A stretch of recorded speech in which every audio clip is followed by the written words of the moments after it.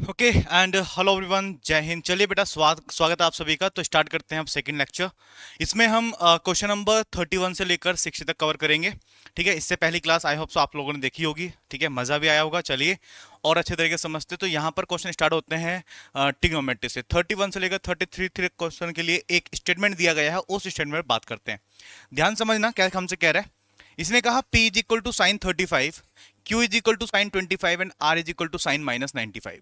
तो भाई P का वैल्यू हमारे पास ऑलरेडी गिवन है, Q का वैल्यू गिवन है और R का वैल्यू जो है वो साइन के साथ नेगेटिव में दिया है और 90 से बड़ा एंगल है। तो हम क्या कर सकते हैं, ऐसी कंडीशन पे हम पहले इसको सिंप्लीफाई कर सकते हैं। क्या क्या सिंप्लीफाई करें कि देखो R की जो वैल्यू है साइन माइनस थीटा होता है माइनस के साइन थीटा, और 95 को क्या मैं 90 प्लस 5 लिख सकता हूं। एंड साइन 90 प्लस 5 कितना होता है, कोस 5 होता है। तो माइनस के कोस 5 मेरे पास आर की वैल्यू मिल गई। तो जहां भी मैं आर की वैल्यू रखूंगा वहां पर मैं माइनस कोस 5 का यूज करूंगा। अब पहला जो क्वेश्चन इसका पूछा गया है, P plus Q plus R. P का वैल्यू कितना है जी, साइन 35। ओके, एंड क्यू का वैल्यू कितना आ गया, साइन 25। साथ ही साथ आर का वैल्यू माइनस के कोस 5 है। बस इसको सिंप्लीफाई करना है। अब इसको कैसे सिंप्लीफाई करें, तो क्या मैं ये समझ सकता हूं कि sine C plus sine D का फॉर्मूला यहां पर लगा दे।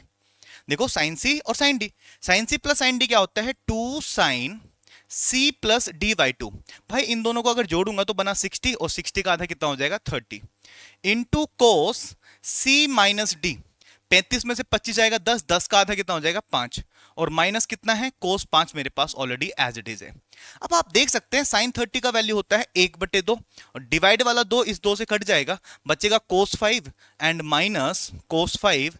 ठीक है, एंड कोस 5 दोनों सेम हो गए तो कट जाएंगे प्लस माइनस, और रिजल्ट मेरे पास बी वाला ऑप्शन आ जाएगा, यानी कि 0 इसका आंसर सही निकल के आ जाएगा। ठीक है डियर, थोड़ा सा और आगे बात करते हैं। अब इसके आगे जो इसका सेकंड वाला क्वेश्चन है, उसने कहा what is P Q Q R और आर पी। तो हम डायरेक्टली यहां पर भी पी क्यू और क्यू आर और आर पी की वैल्यू रख के मल्टीप्लाई करके उनको ऐड कर सकते हैं क्या। देखते हैं भाई, यहां पर है पी क्यू, पी की वैल्यू है साइन 35, क्यू की वैल्यू है साइन 25। यस, साथ में क्यू क्यू की वैल्यू होगी साइन 25, और आर की वैल्यू जो है वो है माइनस के कोस 5। तो माइनस आ जाएगा यहां पर, और यहां आ जाएगा कोस 5।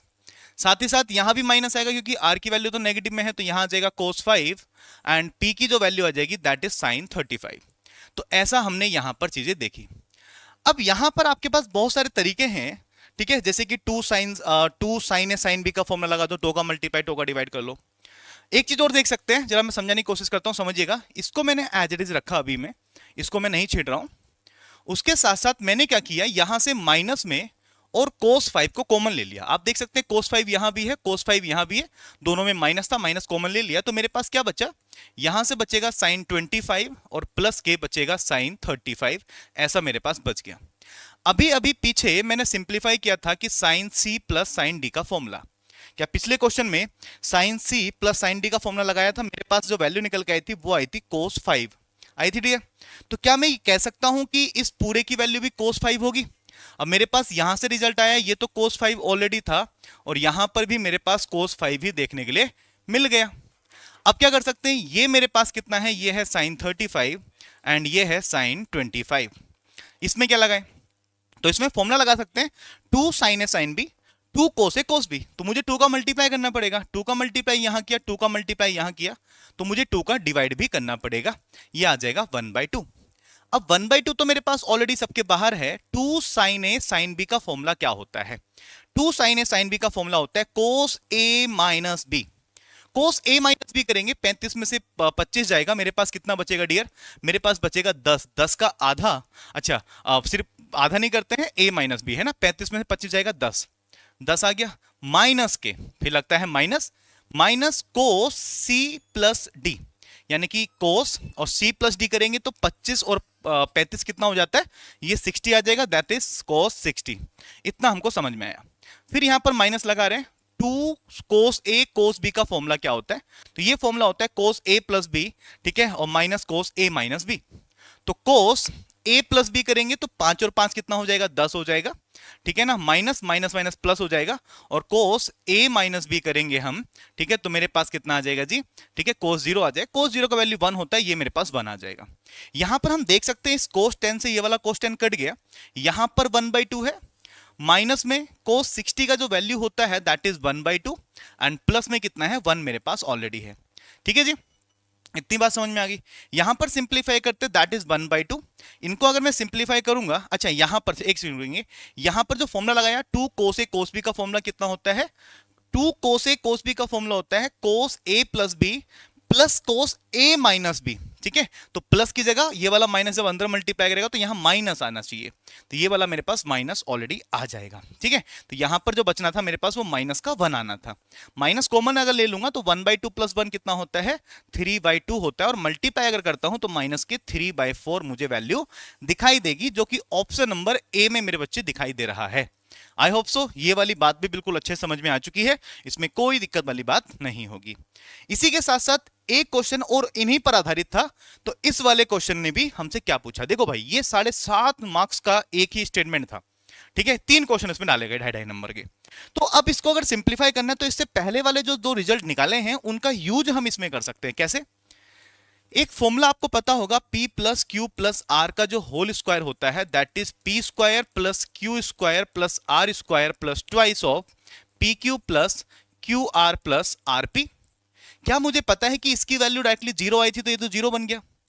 इसकी वैल्यूज मुझे निकालनी है ना, P square Q square R square as it is आ गया, और प्लस के ट्वाइस ऑफ इसकी वैल्यू अभी नेगेटिव 3/4 आई थी, तो यहां से हमारे पास 2 से कट जाएगा 2 टाइम्स, माइनस के 3 तो जब इधर जाएगा तो प्लस के 3/2 आ जाएगा।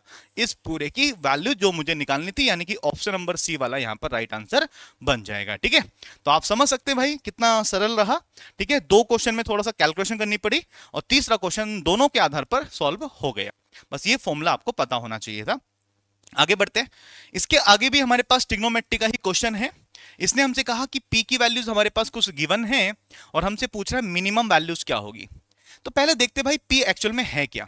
मोड लगा हुआ है, कोई दिक्कत नहीं है। यहां पर तो है साइन अल्फा, और यहां से अगर मैंने इन एंगल को माइनस कॉमन लिया तो ये बन जाएगा ऐसे करके साइन माइनस 90 माइनस अल्फा बन जाएगा, और साइन माइनस थीटा कितना होता है, माइनस के साइन थीटा होता है, माइनस बाहर आएगा प्लस बन जाएगा, और ये बन जाएगा साइन 90 माइनस अल्फा।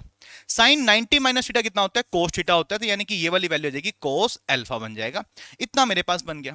क्या आपको पता है कि अगर A sine theta plus B cos theta अगर मेरे पास है तो इसका जो मैक्सिमम वैल्यू होता है that is under root A square plus B square, और इसका जो मिनिमम वैल्यू होता है minus under root A square plus B square. अगर मेरे पास ये मोड ना होता तो इसका जो मिनिमम वैल्यू आता वो देखो, ए का वैल्यू 1 दिखाई दे रहा है, बी का वैल्यू 1 दिखाई दे रहा है, तो अंडर रूट 2 आ जाता नेगेटिव में। बट अगर मोड है तो मोड क्या कह रहा है कि भाई नेगेटिव वैल्यू नहीं हो सकती, यानी कि वैल्यू तो पॉजिटिव होनी चाहिए। तो नेगेटिव तो मेरे पास मिनिमम आ रहा है, पर पॉजिटिव में हम ऐसा तो नहीं कह सकते ना कि रूट 2 ले लें डायरेक्टली। तो नेगेटिव कहां खत्म होगा, पॉजिटिव कहां से स्टार्ट हो जाएगा, 0 पर जाके नेगेटिव खत्म हो जाएगा। तो इसका जो मिनिमम वैल्यू आने वाला होगा वो कितना हो जाएगा बेटा बच्चे, 0 हो जाएगा। तो मिनिमम वैल्यू कितना आ गया इसका, 0 देखने के लिए हमको मिल जाएगा। तो मिनिमम वैल्यू 0 आ गया। अगर मैक्सिमम पूछता तो कितना आ जाता, अंडर रूट 2 देखने के लिए मिलता। चलिए इसमें एक क्वेश्चन और है, एक क्वेश्चन और देखते हैं। यस, व्हाट इज द, अच्छा देखो भाई यहां पर मैक्सिमम वैल्यू भी पूछ ली गई है, तो मैक्सिमम वैल्यू अभी अभी हमने निकाली है।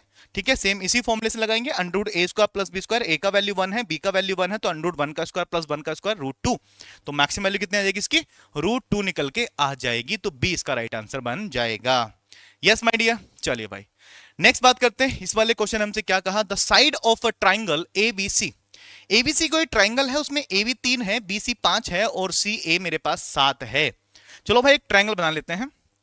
ठीक है, यहां पर मेरे पास एक ट्राइंगल है, इसने कहा ए बी सी। ठीक है, ये ए ले लेते हैं, बी ले लेते हैं और सी ले लेते हैं।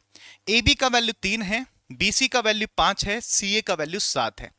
ठीक है, इसने क्या बोला आगे, क्वेश्चन नंबर 36। अच्छा 3 क्वेश्चन है इसी पर आधारित। कितने क्वेश्चन है, 3 क्वेश्चन है, तो पहले जरा ध्यान समझेंगे इसको।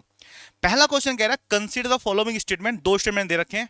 The triangle is obtuse angle triangle. Obtuse angle triangle का मतलब क्या हुआ कि अगर ट्राइंगल के 3 एंगल में से अगर कोई सा भी एक एंगल 90 से बड़ा दिखाई दे गया तो हम कह देंगे कि वो क्या हो जाएगा, एक ऑब्ट्यूज एंगल ट्राइंगल हो जाएगा, है कि नहीं है। अगर मुझे 3 साइड गिवन है तो क्या मैं उसका कोई सा भी एंगल निकाल सकता हूं, बिल्कुल निकाल सकते हैं। ठीक है, और जितनी बड़ी साइड होती है तीनों में से वो उतना ही बड़ा एंगल होता है। यानी कि सबसे बड़ी साइड अगर 7 है तो 7 के सामने वाला एंगल ही सबसे बड़ा भी होगा। यानी कि सबसे बड़ा एंगल मैं कह सकता हूं बी वाला होगा। और हम कोसाइन फॉर्मूला यूज कर सकते हैं। कोस बी बराबर कितना हो जाएगा भाई, A square plus C square minus B square divide by 2ac। अगर मैं वैल्यूज रखता हूं तो ए का वैल्यू कितना आ जाएगा, ए के सामने वाली भुजा 5 का स्क्वायर 25, सी का एंगल सी के सामने वाली भुजा 3 का स्क्वायर 9 माइनस बी का square 49 divided by 2 into 3 into 5 आ जाएगा। 5 या 15 नीचे 30 आ गया। ऊपर ऊपर कितना बन गया मेरे पास, माइनस के 15 डिवाइड बाय 30 यानी कि माइनस का 1/2। कोस बी का वैल्यू माइनस का 1/2 है और कोस बी यानी कि कितने एंगल पर माइनस 1/2 देता है, तो भैया 120 पर देता है। कोस 120 की वैल्यू होती है माइनस के 1/2 यानी कि बी की जो वैल्यू है वो मुझे 120 डिग्री देखने के लिए मिल गई। इसका मतलब एक एंगल मुझे 120 मिल चुका है। अगर एक एंगल 120 है तो इसका मतलब ऑब्वियस सी बात है ये ट्रायंगल जो होगा ऑब्ट्यूज एंगल ट्रायंगल होगा, यानी कि एक अधिक कोण त्रिभुज होगा। बिल्कुल सही स्टेटमेंट देखने के लिए मिला। इसने कहा sum of two acute angles of the triangle is also acute. भाई जरा ध्यान समझो, एक ट्रायंगल के तीनों एंगल का जो सम होता है वो होता है प्यारे बच्चे 180। 180 में से 120 तो एक एंगल आ गया, मेरे पास कितना बचा, 60 बचा। यानी कि बाकी जो दो एंगल बचे थे उन दोनों एंगल को जोड़ूंगा तो 60 आ सकता है ना, और 60 तो ऑल्सो एक्यूट है। यस और नो? इसका मतलब इनका जो सम होगा, दो जो एक्यूट एंगल बचेंगे, दो जो न्यून कोण बचेंगे, उनका सम भी एक न्यून कोण ही देखने के लिए मिल रहा है, 60 दिखाई दे रहा है। यानी कि दोनों स्टेटमेंट करेक्ट हैं, both 1 and 2 is the right answer. Yes. देखते हैं भाई इसका सेकंड क्वेश्चन क्या है। एंगल बी पूछ रहे हैं। भाई एंगल बी तो अभी हमने निकाल लिया ना, 120 आया था, तो एंगल बी तो ऑलरेडी 120 आ गया, कोई दिक्कत वाली बात नहीं। इसको यहीं पर खत्म करते हैं।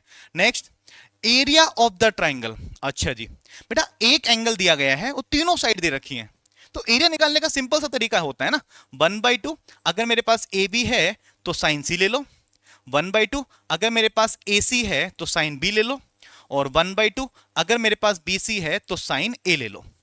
ठीक है, कोई सी दो साइड और उनसे अलग वाला एंगल ले लेते हैं। तो ये तीनों फॉर्मूलाज क्या है, एंगल एरिया निकालने के लिए है, या फिर मैं हिरोन्स फॉर्मूला भी यूज कर सकता हूं, क्लास 9th में आपने सीखा होगा।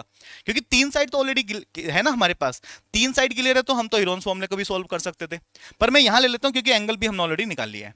रिजल्ट आएगा 1/2, ए का वैल्यू 3 आ गया, सी का वैल्यू 5 आ गया आपस में, और साइन 120 आ जाएगा। 120 को 90 + 30 लिख सकता हूं डियर, बिल्कुल जी। यहां 5 दूनी 5 या 15, 15/2 आ गया, और बच जाएगा साइन 90 + 30 यानी कि कोस 30 आ जाएगा। कोस 30 का वैल्यू कितना होता है, √3/2। रिजल्ट आ गया 15/4 √3। और ऐसा आंसर, ऐसा ऑप्शन √15 मतलब 15 √3 डिवाइड बाय 4 ऑप्शन नंबर ए में है। तो ये तीन क्वेश्चन बड़े आसान तरीके से सॉल्व हो गए। आई होप सो इतनी बात सबको समझ में आ चुकी होगी। आगे बढ़ते हैं भाई, नेक्स्ट क्वेश्चन हमसे क्या कह रहा है। दो क्वेश्चन दिए गए हैं एक ही क्वेश्चन पर आधारित, इसको भी समझने का प्रयास करते हैं। The top M of the tower is observed from the 3 points P, Q, R lying in the horizontal straight line which passes directly along the foot N of the tower. The angle of the elevation of the M from P, Q and R are 30, 45 and 60 respectively. P Q की value ए है, Q R की value B है, ऐसा हमसे बोल रहा है। तो इस पे दो क्वेश्चन बोले गए हैं। पहला क्वेश्चन कह रहा है पी एन क्या होगा, और दूसरा क्वेश्चन हमसे कह रहा है एम एन क्या होगा। चलो भाई इसका डायग्राम मैं एक काम करता हूं, मैं डायग्राम इसका यहीं पर बनाते हैं, ठीक है ना। तो पहला कंडीशन क्या है जरा पढ़ते हैं। The top M of a tower is observe from the 3 points P Q R lying in a horizontal straight line. यानी कि मेरे पास एक टावर है और उस टावर का जो टॉप पॉइंट है दैट इज एम, और इस एम से मेरे पास तीन, इस पे मतलब तीन स्ट्रेट, एक स्ट्रेट लाइन है, इस पे तीन पॉइंट दे रखे हैं। कौन कौन से पॉइंट है भाई, पी क्यू एंड आर, ठीक है ना। पी है, क्यू है और आर है, तीन पॉइंट है, और इन तीनों के साथ हमारे पास एंगल दे रखा है। कितना कितना एंगल है रेस्पेक्टिवली, एंगल हमारे पास दे रखा है कितना भाई, पी क्यू आर से एम के उनियन कोण जो है वो 30, 45 और 60 हैं। चलिए भाई, ये वाला एंगल 30 है, ये वाला एंगल 45 है और ये वाला एंगल 60 है, ठीक है। ये वाला पॉइंट क्या है, ये वाला पॉइंट एन दे रखा है। आगे क्या बोला, आगे पढ़ते हैं। पी क्यू की वैल्यू ए है, क्यू आर की वैल्यू बी है। पी क्यू की वैल्यू ए है यानी कि ये वाली वैल्यू ए हो गई भाई, और क्यू आर की वैल्यू बी है, ये वाली वैल्यू बी होगी हमारे पास, ठीक है। इतना हमारे पास दे रखा बस। आगे क्या बोला उसने, उसने बोला कि फाइंड क्या करना है मुझे, फाइंड करना है, कहां गया भाई, अच्छा क्वेश्चन तो आगे है ना। इसने बोला find P N, P N की वैल्यू निकालनी है भाई। पी एन का मतलब हो गया यहां से लेकर यहां तक की ओवरऑल डिस्टेंस मुझे कैलकुलेट करनी है, ऐसा हमसे पूछ रहा है। कोई दिक्कत नहीं, लगाते हैं। Answer in the terms of A है, ध्यान रखेंगे। तो अगर मैं ध्यान से देखता हूं कि ये वाला जो एंगल है ये है 30 डिग्री, तो अगर मैं इस वाले ट्रायंगल में लेता हूं, पूरे ट्रायंगल में, तो पूरे ट्रायंगल में लेना पड़ेगा tan 30। यस, और tan 30 बराबर कितना हो जाएगा, ये परपेंडिकुलर कितना है, mn है, mn डिवाइडेड बाय बेस कितना आ जाएगा मेरे पास, pn आ जाएगा। बेस मेरे पास कितना हो गया, pn हो गया। यानी कि मेरे पास जो वैल्यूज निकल के आ चुकी है, tan 30 का वैल्यू कितना होता है प्यारे बच्चे, 1/√3 is equal to mn divided by pn। मुझे क्या निकालना था, pn निकालना था। तो pn मेरे पास एक तरफ ऑलरेडी आ चुका है, मेरे पास रिजल्ट आ जाएगा mn/√3। पर मुझे आंसर mn की फॉर्म में चाहिए ही नहीं, मुझे आंसर चाहिए इन द टर्म्स ऑफ a। तो अब दूसरा ऑप्शन देखते हैं, इसको देखते हैं भाई, ये कितना है, ये मेरे पास है 45। अच्छा, अगर एंगल 45 है तो ये वाली साइड एंड ये वाली साइड, इन दोनों का जो सम होगा वो दोनों का सम इक्वल होगा। यानी कि मैं ये कह सकता हूं कि इस 45 के हिसाब से कि जो mn की वैल्यू आएगी, क्योंकि ये 45 है तो ये वाली साइड और ये वाली साइड बराबर होगी, तो ये कितना बन जाएगा भाई, देखो ये वाली साइड अगर मैं पूरी निकालनी है, ठीक है, तो टोटल साइड कितनी है, टोटल साइड है pn। pn में से अगर मैंने a माइनस किया, तो pn में से अगर मैंने a माइनस किया तो मेरे पास ये वाली साइड आ जाएगी क्या, बेस। बिल्कुल सही है। तो mn की वैल्यू भी pn और a की फॉर्म में आ गई, जिसकी फॉर्म में मुझे आंसर चाहिए थे। तो मैं mn की जगह pn माइनस a पुट कर सकता हूं। यहां पर कितना है भाई, pn है, mn की जगह कितना आ जाएगा, pn माइनस a, और साथ में कितना है, √3 है। वैल्यू pn निकालना था, आराम से निकल जाएगा। देखो ये pn है इज इक्वल टू √3, pn आ जाएगा और माइनस का a √3 आ जाएगा। pn वाला इधर लेके चलते हैं, तो pn मेरे पास इधर कॉमन ले लेंगे, 1 minus √3 is equal to minus a√3 देखने के लिए मिलेगा। यहां से भी क्या करते हैं, माइनस कॉमन लेते हैं। माइनस अगर कॉमन लूंगा तो ये √3 माइनस 1 बन जाएगा, और माइनस का a√3 ऑलरेडी है, माइनस से माइनस कट गया, और pn का वैल्यू भी देखने के लिए मिला, a√3 डिवाइडेड बाय √3 माइनस 1। पर आंसर में हम देख पा रहे हैं डिवाइड में जो है ना, कोई भी रूट वाला नहीं है, यानी कि इसको रैशनलाइज करना पड़ेगा। रैशनलाइज करते हैं तो √3 + 1 ऊपर और √3 + 1 नीचे, मल्टीप्लाई किया, ऊपर बना a, √3 का मल्टीप्लाई करेंगे तो बनेगा 3, प्लस √3 का मल्टीप्लाई 1 से करेंगे √3, और नीचे कितना बना, अंडर a² माइनस b², √3 का स्क्वायर 3 और 1 का स्क्वायर 1, यानी कि 2। रिजल्ट आ जाएगा a 3 प्लस √3 और डिवाइडेड बाई 2। ऐसा मुझे आंसर दिखाई दिया। ऐसा कौन से ऑप्शन में जा रहा है, ठीक है, 3 प्लस √3 डिवाइड बाई 2 है, और साथ में हमारे पास कितना है, divide by 2, 3 plus √3 a divide by 2, बिल्कुल जी, ऑप्शन नंबर बी वाला नजर आ रहा है। बी वाला हमारे पास राइट आंसर देखने के लिए मिल गया। ठीक है, इसके अगला वाला क्वेश्चन क्या है उसको भी देखते हैं। इसने बोला व्हाट इज mn, और mn किस फॉर्म में बोला है, b के टर्म्स में बोला है। बहुत बढ़िया भाई, इस बार mn का वैल्यू पूछा है और इन द टर्म्स ऑफ b। तो निकालते भाई mn का वैल्यू। mn हमारे पास ऑलरेडी मैंने निकाला भी है कि mn का जो वैल्यू है वो pn माइनस a है, पर ये a के टर्म्स में है ना, ठीक है, ये क्या है, a के टर्म्स में है। तो इसको मैं सिंप्लीफाई कर सकता हूं इन द टर्म्स ऑफ b, और b अगर निकाल लूंगा तो कैसे निकालते हैं, चलो इसके लिए भी हम थोड़ी सी सॉल्व कर लेते हैं कैलकुलेशन। इस ट्राइंगल को मैं थोड़ा सा आगे दोबारा बना लूं, दोबारा बनाऊंगा यहां पर, तो मेरे पास ट्राइंगल मैंने दोबारा बना लिया। ये मेरे पास p था, ये मेरे पास, सॉरी, ये मेरे पास क्या था, m था, ये मेरे पास n था, यहां पर p q और यहां पर r था। ये ट्राइंगल मेरे पास बना हुआ था, ये a है और ये मेरे पास b है। ठीक है जी, मुझे इस बार क्या निकालना है, मुझे इस बार mn निकालना है, mn यानी कि ये वाली लेंथ मुझे निकालनी है। ठीक है, ये कितना था, 30 था, ये मेरे पास 60 है, और ये मेरे पास ये मेरे पास 45 और ये मेरे पास 60 है। अगर मैं इस छोटे वाले ट्रायंगल में जाता हूं तो छोटे वाले ट्रायंगल में देखेंगे कि tan 60 मतलब होता है √3, बराबर आ जाएगा mn divided bye rn। Yes, ये rn आ जाएगा, बिल्कुल सही बात है। तो यहां से mn की value in the terms of rn निकल के आई। अब मैं अगर इस 45 को मैंने ऑलरेडी पहले भी निकाला था, तो 45 क्या कहता है कि mn की जो वैल्यू निकल के आएगी, उस mn की जो वैल्यू निकल के आएगी वो ये वाली वैल्यूज और ये वाली वैल्यूज बराबर होगी। ये वाली वैल्यूज b प्लस rn होगी, b प्लस rn हो जाएगी, क्योंकि ये इसका सम और इसका सम है। तो अब अगर मैं देखता हूं तो rn की वैल्यू यहां से कैलकुलेट कर सकता हूं ना, तो rn कितना आ जाएगा जी, mn डिवाइडेड बाय √3। तो rn की वैल्यू यहां रख देता हूं, तो यहां बनेगा mn is equal to b plus rn की वैल्यू आ जाएगी mn divided by under root 3, और मुझे mn निकालना था in the terms of b, तो बिल्कुल सही पहुंच पर है। इधर ले लेंगे, mn बाहर लेंगे तो यहां बचेगा 1 माइनस के 1 by under root 3 is equal to कितना है, b है। यहां से भी हमने क्या किया, रेशनलाइज किया, मतलब एलसीएम लिया, अंडर रूट 3 ऊपर बनेगा अंडर रूट 3 माइनस 1 और d इज इक्वल टू कितना है, b है। आगे सोल्व करेंगे तो mn is equal to b के मल्टीप्लाई में रूट 3 और डिवाइड में अंडर रूट 3 माइनस 1, यानी कि सेम ऐसी वैल्यू आ गई जैसे a के साथ बनी थी। यस और नो, देखो root 3 divide by root 3 minus 1, root 3 divide by root 3 minus 1। इसको भी जब रेशनलाइज करेंगे तो ऑब्वियस सी बात है, जैसा हमारे पास a के टर्म्स में आंसर आया था सेम b के टर्म्स में भी आएगा, बस b आ जाएगा यहाँ पर, क्योंकि वैल्यू सेम आ गई ना, रेशनलाइज क्यों करना है फालतू में। तो हमारे पास आएगा 3 प्लस under root 3 divide by 2 b। देखो कौन सा है, 3 प्लस under root 3 divide by 2 b, option number A वाला नजर आ रहा है, A is the right answer. तो भाई ये छोटे से क्वेश्चन थे, बस थोड़ा सा इसमें समझना था कि कैसे निकालना है। अदरवाइज अगर मैं इस पूरे ट्रायंगल को, पूरी लाइन को अलग अलग इक्वेशन बनाता तो एक बहुत बड़ी इक्वेशन बन जाती, बहुत परेशान करता क्वेश्चन ये। हमने इसको थोड़ा सा सटीक तरीके से करने की कोशिश की, जहां से जो चीज निकालनी है सिर्फ उसी का यूज किया, ठीक है, बाकी इक्वेशन का यूज यहां पर नहीं किया। आगे बढ़ जाते हैं, नेक्स्ट क्वेश्चन हमसे क्या कह रहा है, इसको भी समझते हैं। P का वैल्यू गिवन है, Q का वैल्यू गिवन है, और हमसे पूछ रहा है P अपॉन Q किसके बराबर हो जाएगा। अच्छा जी, P का वैल्यू है tan 2 alpha, tan alpha, Q का वैल्यू है कोट अल्फा माइनस के कोट 2 अल्फा। तीन क्वेश्चन यहां पर भी पूछे गए हैं। इसको भी अगर मैं थोड़ा सा आसान बनाने की कोशिश करूं तो मैं एक चीज मेरे दिमाग में ये आ रही है कि यहां पर अगर मैं अल्फा की वैल्यू रख दूं, पर अल्फा की वैल्यू क्या रखूं, क्योंकि मुझे डबल भी करना है। तो डबल अगर मैं 30 रखूंगा, 30 दूनी 60 हो जाएगा, फिर यहां पर वैल्यूज मैच कर सकती हैं। हाँ ठीक है, मैच कर देंगे, क्या tan और कोट के साथ है। एक काम करते हैं, यहां पर रखते हैं हम अल्फा की वैल्यू 15 डिग्री। अगर मैं 15 डिग्री रखूंगा तो मुझे दो चीज याद होनी चाहिए। एक तो tan 15 की वैल्यू कितनी होती है, 2 माइनस अंडर रूट 3 याद होनी चाहिए, और कोट में है तो कोट 15 की वैल्यू याद होनी चाहिए, 2 प्लस के under root 3।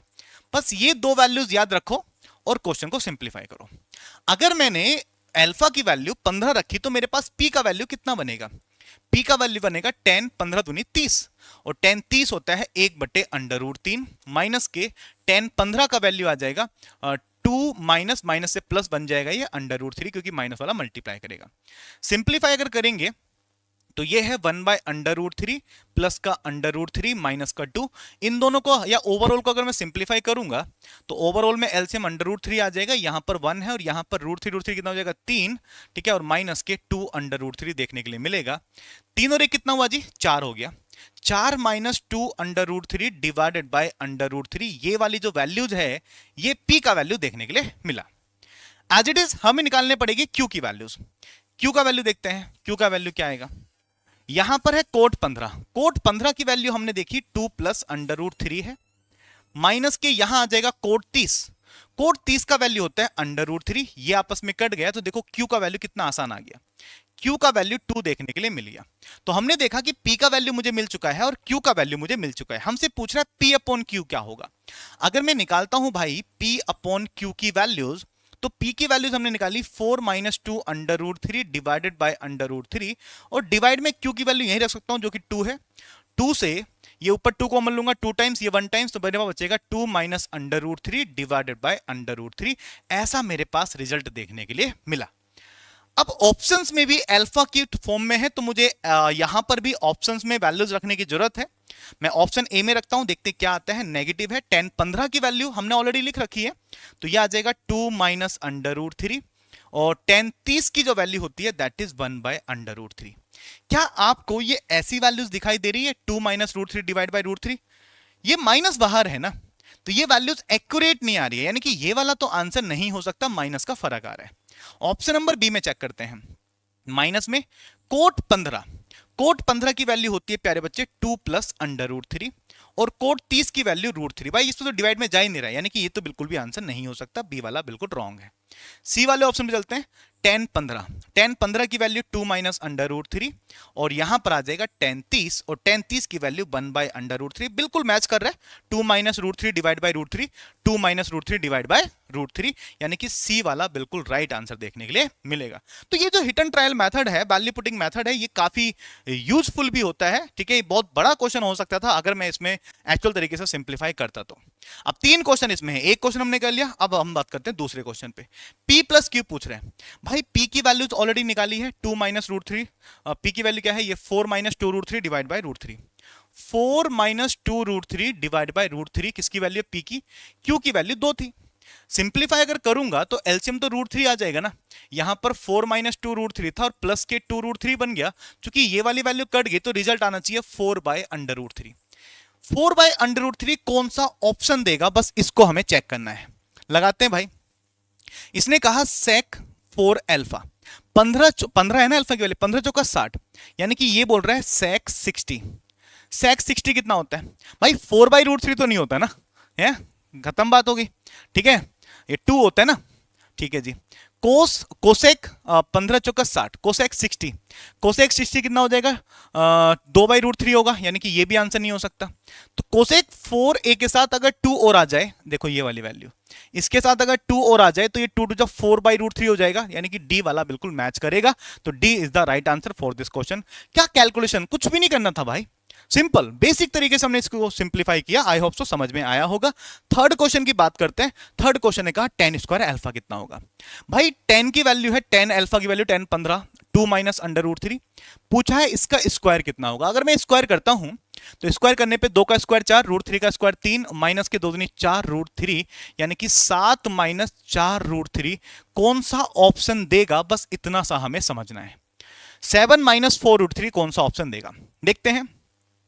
P into Q निकालते हैं। P का वैल्यू कितना था, P का वैल्यू था हमारे पास, मैं बार बार भूल जा रहा हूं, P का वैल्यू ये रहा 4 minus 2 under root three divide by root three. Into में Q का वैल्यू 2 था और डिवाइड में क्या है हमारे पास P plus Q. P plus Q अभी हमने निकाला था, P प्लस क्यू की वैल्यू आई थी 4 बाय अंडर रूट थ्री। तो मैं यहां पर directly 4 by under root three रख सकता हूं। अंडर रूट थ्री से अंडर रूट थ्री कटा, 2 से कटेगा 2 टाइम्स। मेरे पास जो वैल्यू आ रही है 4 minus two root three divide by 2 आ रही है, जो कि बिल्कुल भी मैच नहीं कर रही है ऑप्शन को। इसका मतलब ए वाला बिल्कुल गलत है। यस। अब इन दो ऑप्शन में P प्लस टू क्यू है, P प्लस टू क्यू है, यानी कि मैं पहले में P प्लस टू क्यू की वैल्यू निकाल लेता हूं। P का value 2 under root three divide by root three और प्लस 2 क्यू, क्यू का वैल्यू 2 था तो 2 टू जा 4 हो जाएगा। सॉल्व करेंगे 4 minus two root three plus का 4 under root three divided by under root three. तो यहां से कितना आ जाएगा 4 plus 2 under root three divided by under root three result आएगा। क्योंकि ये वाला जो रिजल्ट देखने के लिए मिल रहा है ये भी मेरे पास एक्चुअल वैसा नहीं दिख रहा है जैसा हमें देखना था। इसका मतलब ये भी रॉन्ग हो गया है ना। सॉरी, कौन सा वाला चेक किया हमने अभी, बी वाला। सी वाले को देखते हैं, पी ऊपर रखना है, ठीक है ना। अच्छा एक सेकंड रुकेंगे, हमने डिवाइड जो किया है ना, हमने क्या किया, अच्छा ये वाली वैल्यू जाइए, कौन सा वैल्यू रख लेते हैं हम, p प्लस टू क्यू रखा। डिवाइड बाई तो हमने किया ही नहीं, अभी इसको डिवाइड भी करना पड़ेगा ना। ये p का वैल्यू है प्लस के 2q का वैल्यू है, इस पूरे को डिवाइड करना पड़ेगा। वैल्यू क्या आई थी पहले इसी को देख लेते हैं। इसकी जो वैल्यू आई ये आई है, डिवाइड करेंगे p से। चलो भाई इसको p plus two under root three divide by root three को डिवाइड करना है p से। p की वैल्यू कितनी है 4 minus two under root three divided by under root three. Root three से रूट थ्री कटेगा, इनको रैशनलाइज करेंगे तो ऊपर बनेगा 4 का स्क्वायर, ठीक है, प्लस के 2 दूनी 4, 4 तिया 12 बन जाएगा बेटा, और प्लस के 4 दूनी 8 दूनी 16, 16 रूट थ्री। भाई अंडर रूट से पहले यहां पर नेगेटिव साइन आना है, यहां तो पॉजिटिव बन रहा है, नीचे जो भी बन रहा होगा यहां तो मतलब पॉजिटिव बन नहीं रहा है ना ऑलरेडी, या नीचे वाला तो रैशनलाइज हो गया ऑलरेडी। इसका मतलब यह आंसर बिल्कुल भी नहीं हो सकता। एक काम करते हैं, सी वाला ऑप्शन चेक करते हैं। सी ने कहा ऊपर रखो p, 4 minus two under root three divide by under root three, divide में रखो p plus two q. p plus two Q की वैल्यू ये आई है, इसको रख देते हैं, ये आ जाएगा 4 plus two under root three divide by under root three. Under root three से अंडर रूट थ्री कट गया, रैशनलाइज करेंगे, ऊपर वाला नेगेटिव का स्क्वायर बन जाएगा 4 चौक 16, प्लस के 2 दूनी 4 तिया 12 और माइनस के 4 दूनी 8 दूनी 16 अंडर रूट थ्री, और डिवाइड में 4 चौक 16 माइनस 2 दूनी 4 तिया 12। ये कितना बना भाई 4 बन गया, 4 से काटो 4 चौक 16, 4 तिया 12 और 4 चौक 16, 4 3 कितना 7 माइनस 4 रूट थ्री। बिल्कुल एक्यूरेट वैल्यू निकल के आ गई जो हमें निकालनी थी। किस वाले ऑप्शन से, सी वाले ऑप्शन से, यानी कि सी वाला इसका बिल्कुल राइट आंसर देखने के लिए हमको मिलेगा। आई होप सो ये वाली बातें एकदम समझ में आ चुकी हैं। नेक्स्ट हमसे कह रहा है 2 साइन अल्फा, ठीक है, cos alpha is equal to, अच्छा सेकंड अब नेक्स्ट क्वेश्चन आ गया हमारे पास, ठीक है ना। वो वाला क्वेश्चन खत्म हो चुका है, इस वाले क्वेश्चन की हम बात कर रहे हैं। 2 साइन अल्फा और कोस अल्फा बराबर 2 है, अल्फा की वैल्यू 0 90 के बीच में है, ठीक है। तो हमें वैल्यूज बतानी, क्या इसकी वैल्यूज निकल के आने वाली है। चलो सिंप्लीफाई करते हैं। देखो भैया ये वाली जो वैल्यूज है ना, इसको एक काम करते हैं, अगर मैं कोस कॉमन ले लूं यहां से, या कोस का डिवाइड कर देता हूं, तो 2 कोस डिवाइड करूंगा तो 2 tan अल्फा बन जाएगा, और प्लस के कोस अपॉन कोस कितना हो जाएगा 1 हो जाएगा, यहां आ जाएगा 2 अपॉन कोस कितना हो जाएगा sec अल्फा हो जाएगा, है ना। मैंने क्या किया, कोस अल्फा का डिवाइड कर दिया। ऐसा करने से फायदा क्या हुआ जी हमारा, मुझे वैल्यू निकालनी है tan अल्फा की, tan अल्फा मुझे दिख गया, पर आप कहोगे सर मुझे तो sec अल्फा भी दिख रहा है। एक काम करते हैं, दोनों तरफ स्क्वायर कर देते हैं, पता लग जाएगा। स्क्वायर करेंगे तो यहां से बनेगा 4 tan स्क्वायर अल्फा प्लस 1 और प्लस के 2 टू जा 4 tan alpha is equal to यहां बनेगा sec स्क्वायर अल्फा। और sec स्क्वायर अल्फा की value in the terms of tan तो होती है ना, कितना होता है 1 प्लस tan स्क्वायर अल्फा। बस देखो बन गई बातें। अब क्या कर सकते हैं कि यहां से हम इसको थोड़ा सा और सिंपल, अच्छा हमारे पास 2 भी था कहीं पर, अच्छा यहां पर 2 था तो 2 भी लिख देंगे यहां पर, चलो 2 का स्क्वायर 4 हो जाएगा, तो ये ऑलरेडी ये 4 मल्टीप्लाई, ये भी 4 मल्टीप्लाई, ये वाली वैल्यूज इसके साथ तो कटी गई। यहां कितना बचा 4 tan अल्फा बचा, ठीक है, यहां पर 4 बचा, 1 वहां जाएगा, कितना बचेगा 3, और tan अल्फा की वैल्यू कितनी आ जाएगी जी 3/4 देखने के लिए मिल जाएगी, और 3/4 ऑप्शन नंबर सी में। लो कितना इजी क्वेश्चन हो गया, ठीक है, कुछ नहीं करना पड़ा, ठीक है, बस एक छोटी सी चीज हमें देखनी थी कि भाई वैल्यूज क्या रखें जिसकी वजह से ये आसान हो जाए। और देखते हैं इस बार कह रहे हैं 2, अच्छा अभी हमने पीछे tan अल्फा की वैल्यू निकाली ना 3/4, तो यहां पर इसका formula in the terms of tan खोल सकते हैं। साइन टू थीटा का फॉर्मूला होता है 2 tan alpha divide by 1 plus tan square alpha, और सेक का होता है, कोस का होता है 1 माइनस ना 1 minus tan square alpha divide by 1 plus tan square alpha. दोनों का अगर मैं एलसीएम लूंगा तो एलसीएम तो मेरे पास 1 प्लस tan स्क्वायर अल्फा ही आएगा, ऊपर मेरे पास 2 दूनी 4, ये है 4 tan अल्फा प्लस के 1 माइनस tan स्क्वायर अल्फा मुझे दिखाई दे रहा है। यस माय डियर, वैल्यूज रख दो यार, 4 इंटू tan अल्फा की वैल्यू पीछे निकाली, कितना आया 3/4, यहां आ जाएगा 3/4 प्लस के 1 माइनस के 3 3 9/4 चौक 16, डिवाइड में देखते हैं 1 प्लस 3 3 9/4 चौक 16, सिंप्लीफाई कर लें, ठीक है, 4 से 4 कट गया, 3 और 1 कितना हो गया 4, 4 माइनस 9/16 ये आया, 16 9 25, 25/16 ये आया, 16 चौका 64 माइनस 9 और डिवाइड वाला 16 इस वाले 16 से कट जाएगा, एलसीएम मैंने ले लिया ऑलरेडी, डिवाइड में आ जाएगा मेरे पास 25, ठीक है। 64 में से 9 जाएगा, कितना बचेगा मेरे पास 55 बचेगा, डिवाइड में 25 है, 5 से कटेगा 11 बार, 5 से कटेगा 5 बार, 11/5 दिखाई दे रहा है। ऑप्शन नंबर बी वाला क्या राइट आंसर बन रहा है? यस। तो देखो इस तरीके से हम इन क्वेश्चन को सिंप्लीफाई कर सकते हैं, तो कोई बड़ी बात इसमें भी नहीं थी, ये भी क्वेश्चन बड़े आराम से सॉल्व हो गया। आई होप सो इतनी बातें सब बच्चों को समझ में आ चुकी है, कोई दिक्कत वाली बात इसमें नहीं होगी। नेक्स्ट क्वेश्चन की बात कर लेते भाई, देखो इसके बाद नेक्स्ट क्वेश्चन हमसे क्या कह रहा है, इसने कहा consider the following 2 items, 2 question दे रखे हैं, ठीक है, ट्राइंगल एबीसी में 2 भुजाएं हैं, इतना इतना इतना, उनके विपरीत अच्छा भुजाओं का अनुपात ये है और कोण का अनुपात ये है। यार एक बहुत बेसिक सी बात बताऊं आपको मैं, अगर मान लो कि मेरे पास एक एंगल ये 90 है और मैंने कहा ये 30 है और मैंने कहा ये 60 है, तो अगर मैं देखता हूं साइन 30 का वैल्यू कितना होता है, साइन 30 का वैल्यू होता है भैया 1/2, ये वाला 1 और ये 2 आ जाएगा, और साइन 60 का वैल्यू कितना होता है, 60 के साथ देखेंगे √3, ये √3 डिवाइड बाय 2। यानी कि अगर मैं कह रहा हूं कि मेरे पास अगर 3 एंगल ये हैं तो 3 साइड मेरे पास ये होनी चाहिए ना, बात से सहमत है? अब जरा देखना, 2 भुजाएं BC और CA हमारे पास गिवन है, BC और CA, BC वाली 2 है तो 2 इसको BC ले सकते हैं, BC, और CA मेरे पास 1 है, CA मेरे पास 1 है, ऐसा हमने देख लिया। यस, तो उनके विपरीत संगण कोण 3:1 में है। तो भाई पहला लाइन क्या थी BC, BC ये होगी, इसका विपरीत कोण कितना हो गया 90, और जो 1 वाली है इसका विपरीत कोण कितना हो गया 30। क्या ये 1:3 के रेशियो में है? बिल्कुल सही बात है, यानी कि जो ये कंडीशन दे रखी है, जो ये वैल्यूज दे रखी है, वो इस वाले ट्रायंगल पर बिल्कुल मैच कर रही हैं, ठीक है, इस ट्रायंगल को फॉलो कर रही हैं।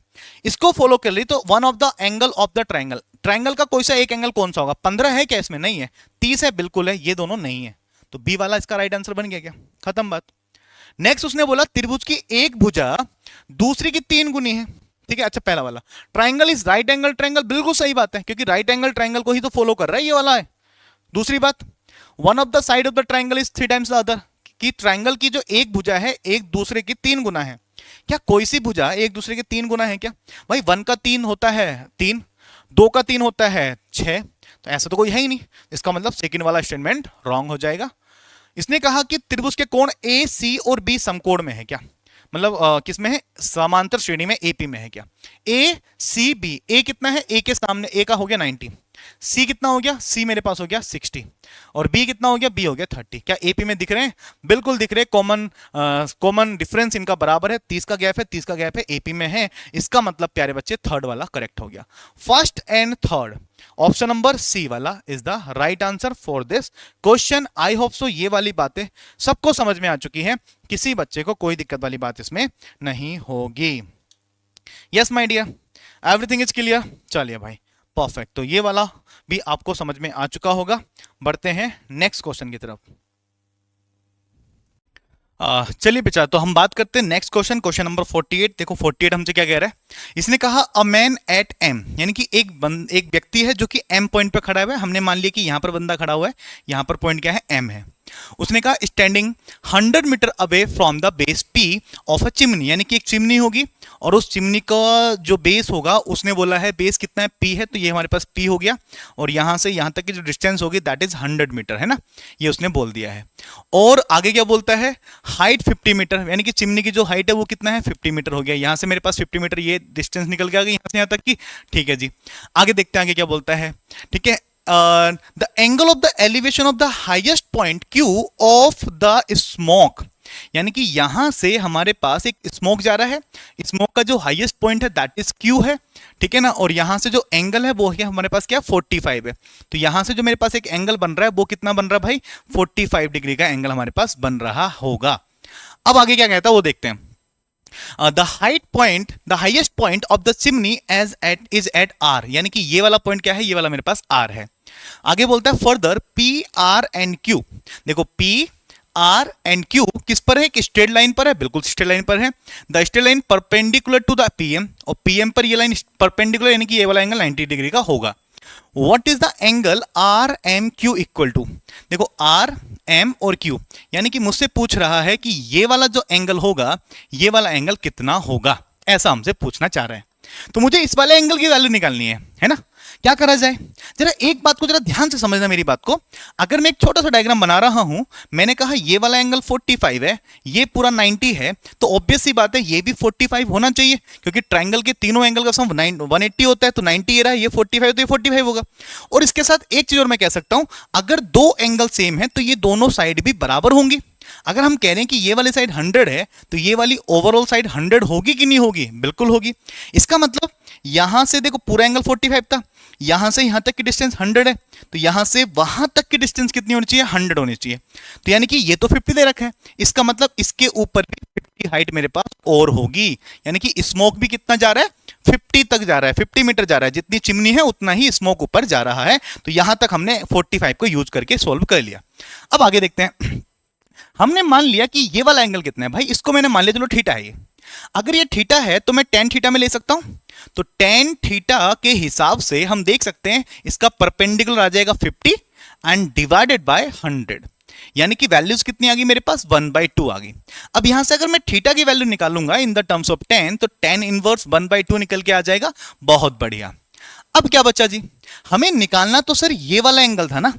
एक्चुअल में ये वाला एंगल कितना होगा, क्या ये वाला एंगल देखो ओवरऑल 45 था, तो 45 में से अगर मैं इस नीचे वाले थीटा को माइनस कर दूंगा तो ये वाला एंगल 45 माइनस थीटा आ जाएगा, और मुझे यही एंगल कैलकुलेट करना है।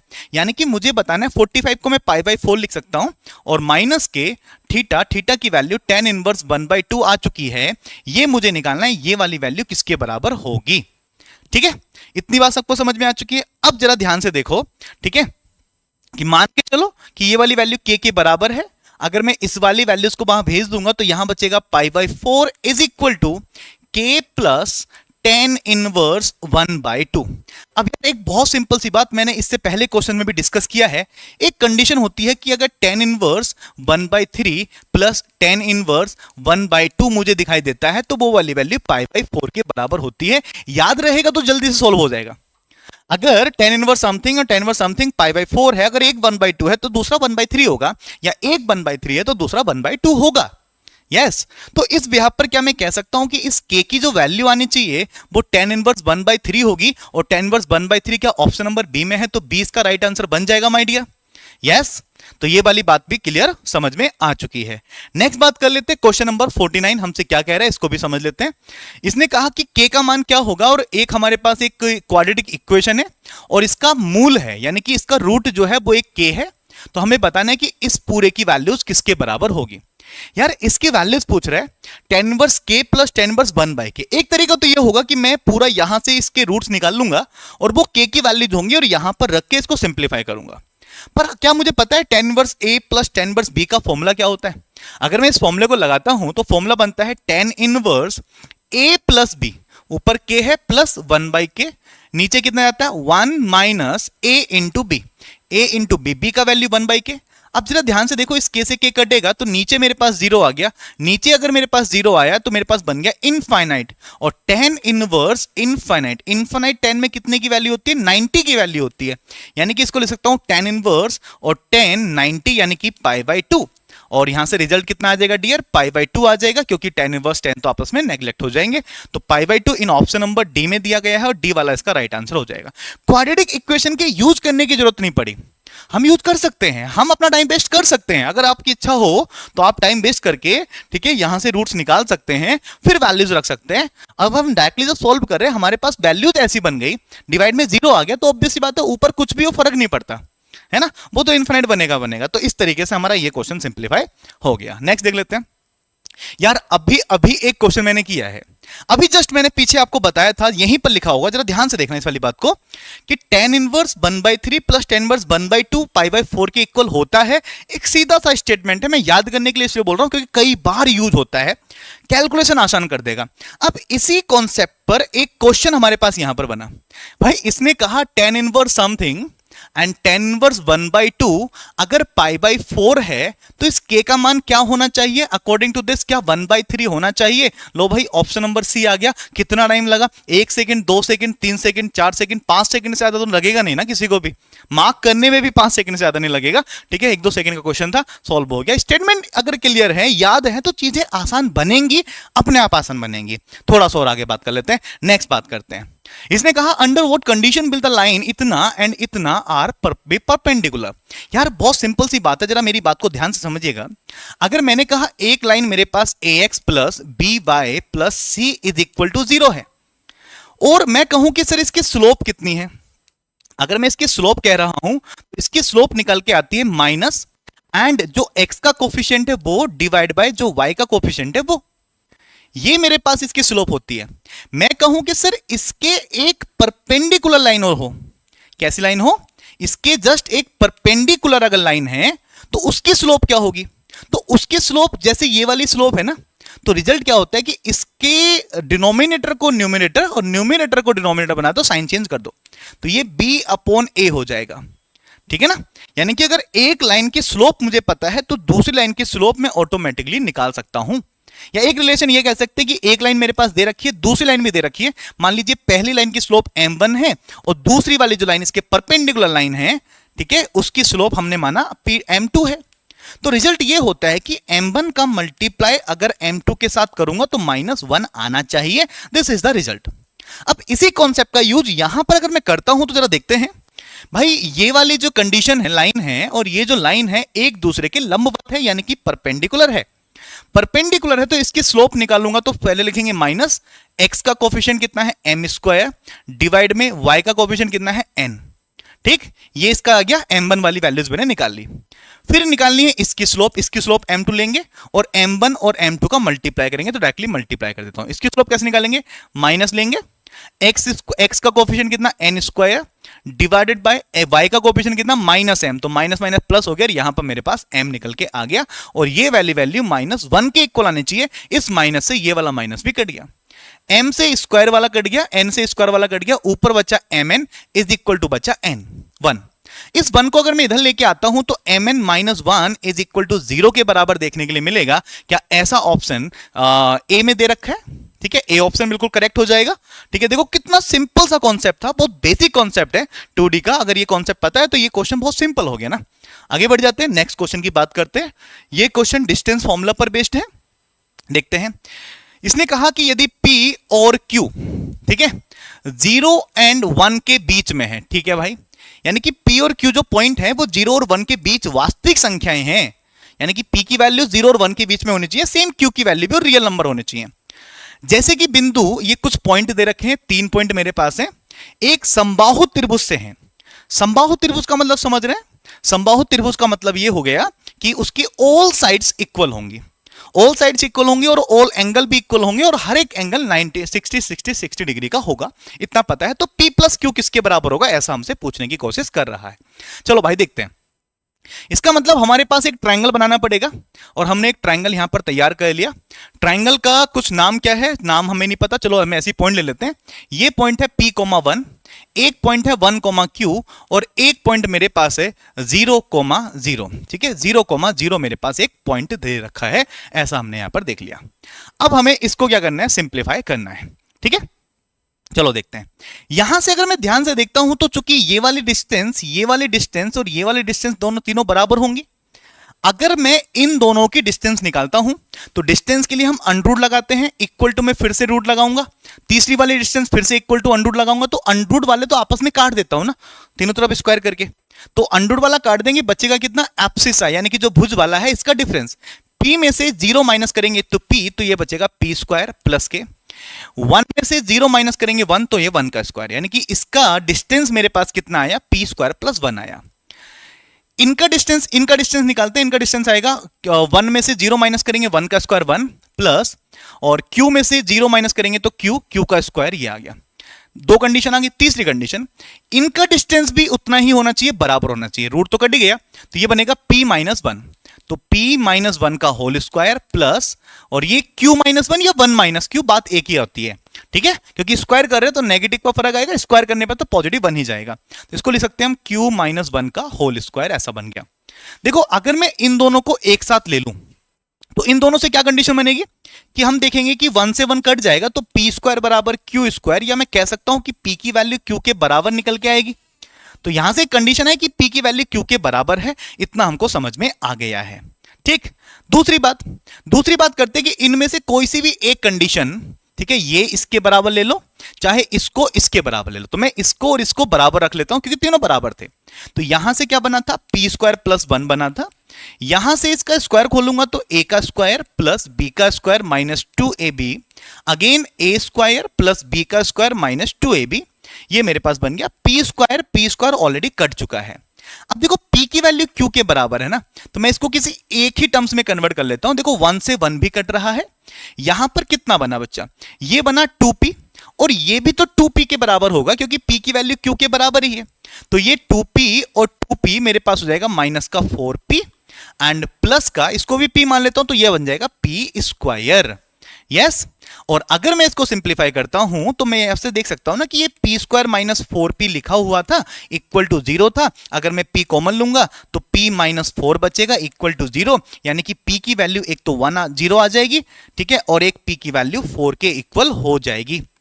तो P की वैल्यू किसके बराबर होगी बच्चा, 4 के बराबर। ठीक है, ये बात समझ में आई। अच्छा, यहां पर हमने एक चीज छोड़ दी है, यहां पर हमारे पास ये 1 और था, इस 1 को हमने यहां पर छोड़ दिया, तो 1 और लिख लेते हैं, प्लस के 1 मेरे पास यहां पर आ गया। इसको अब सिंप्लीफाई करता हूं, P² minus 4P and plus 1 is equal to 0। ऐसी इक्वेशन मुझे देखने के लिए मिल गई है। अब ये इक्वेशन देखने के लिए मिली, अब मुझे इसको P की वैल्यूज निकालनी पड़ेगी।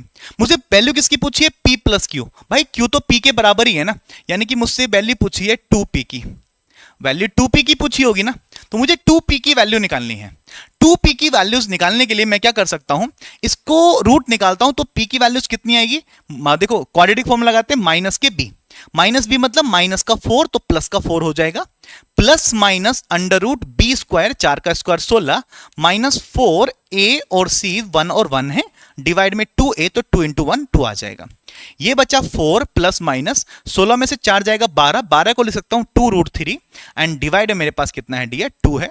इस 2 से ये 2 कॉमन लेके काट दूंगा तो बचेगा 2 प्लस अंडर रूट 3 या फिर 2 माइनस अंडर√3। दो वैल्यूज मेरे पास देखने के लिए मिल गई। यस, पर वैल्यू किसकी पूछी है, 2P की वैल्यूज पूछी है। अगर ये P की वैल्यूज है तो 2P कितना हो जाएगा डी, 2P हो जाएगा 4 प्लस 2 अंडर√3, और अगर P की वैल्यूज ये है, ठीक है, तो 2P कितना हो जाएगा, 2P हो जाएगा 4 माइनस 2 अंडर√3। क्योंकि उसने बोला था कि जो p की वैल्यूज होनी चाहिए, ठीक है, 0 और 1 के बीच में होनी चाहिए। ये वाली वैल्यू देखूंगा ना तो ये 2 + 1 पॉइंट समथिंग, यानी कि ये तो 3 से बड़ी चली जाएगी, तो ये तो हो नहीं सकता, तो ये तो आंसर नहीं होना चाहिए। इसका मतलब ये वाली वैल्यू वैलिड है क्योंकि ये 1 से छोटी वैल्यूज निकल के आएगी, यानी कि ये वाला आंसर बिल्कुल करेक्ट होना चाहिए। 4 - 2√3 ऑप्शन नंबर डी में दिया गया है और डी इसका राइट आंसर बन के तैयार हो जाए। समझ में आ गई बातें?